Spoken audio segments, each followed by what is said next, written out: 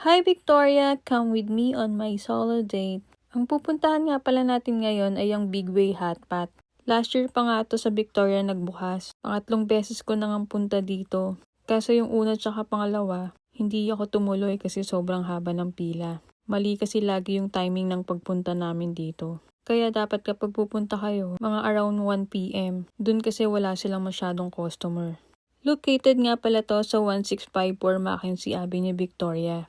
Marami nga pala kayong pagpipilian dito. Iba't ibang klase ng meat, vegetables, saka seafood ang meron dito. So dahil nga pili lang naman yung mga gusto ko dito at kilala kong kainin, mukhang piling ko mababa lang yung babayaran ko. So kumuha nga lang pala ako ng mga tigi-isa dyan. Hindi rin naman kasi ako ganun karami kumain. Yung kukunin ko yung kaya ko lang ubusin. Sayang naman kasi kung matatapon lang. Siyempre para makatipid din tayo, kailangan yung pipiliin natin yung magagaan lang.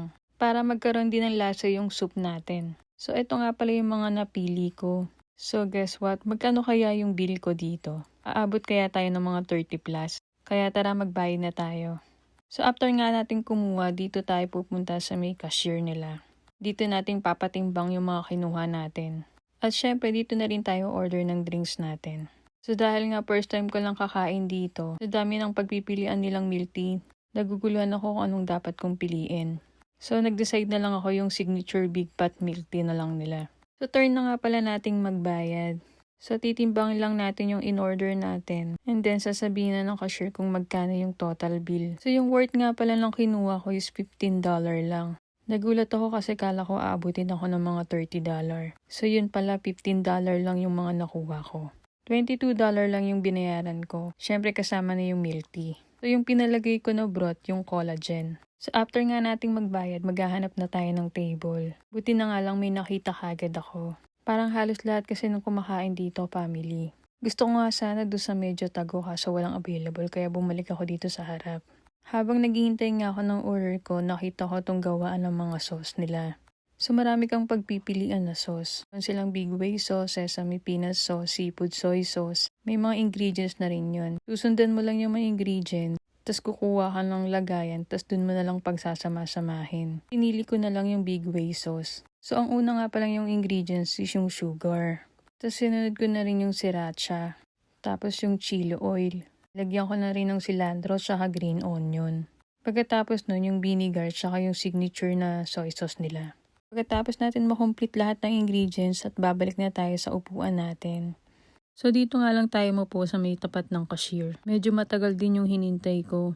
Siguro inabot din ako ng mga 20 to 25 minutes. Pero itong milk tea na in-order ko, na-serve siya ng mga 10 minutes lang. So, after 20 to 25 minutes, na-serve na rin tong in-order ko. So, ito na nga, finally, matitikman na natin tong pinipilahan dito sa Victoria. So, first, higop muna tayo ng sabaw. Para sa akin, marirate ko siya ng 8/10. Masarap naman yung lasa niya kaso hindi na siya ganun kainit. Siyempre kapag soup gusto mo yung sobrang init. Mas gusto ko kasi yung napapaso yung dila ko. Siguro next time na lang pag mag-order ako sasabihin ko na super hot yung ibibigay sa akin. Baka ito kasi yung standard nila dito. So hinaluan ko rin siya nung ginawa kong sauce. Tingnan natin kung may iba ba yung lasa niya. Sa pagkahalo ko nga mas nagkaroon pa siya ng lasa. Titignan naman natin tong signature milk tea nila. Para sa akin i-rate ko siya ng 10/10. Ganito kasi yung milk tea na hinahanap ko. Lasang-lasa mo yung tea at hindi siya na-overpower ng milk. Parang ito yung mas babalikan ko dito. So after nga natin maubos yung food natin, meron nga pala silang free na ice cream dito. Hihingi ka lang ng assistance sa isang stop. Unlimited ice cream nga to. Pero syempre itatry muna natin kung masarap yung ice cream nila dito. So itatry na natin. So i-rate natin siya ng 2/10. Hindi ko kasi malasa na ice cream siya. Dahil nga siguro free lang to. Kaya tipid yung flavor. Para kasing kumakain ng yelo lang. Pero syempre inubos na natin. Sayang eh. So yun lang. Bye!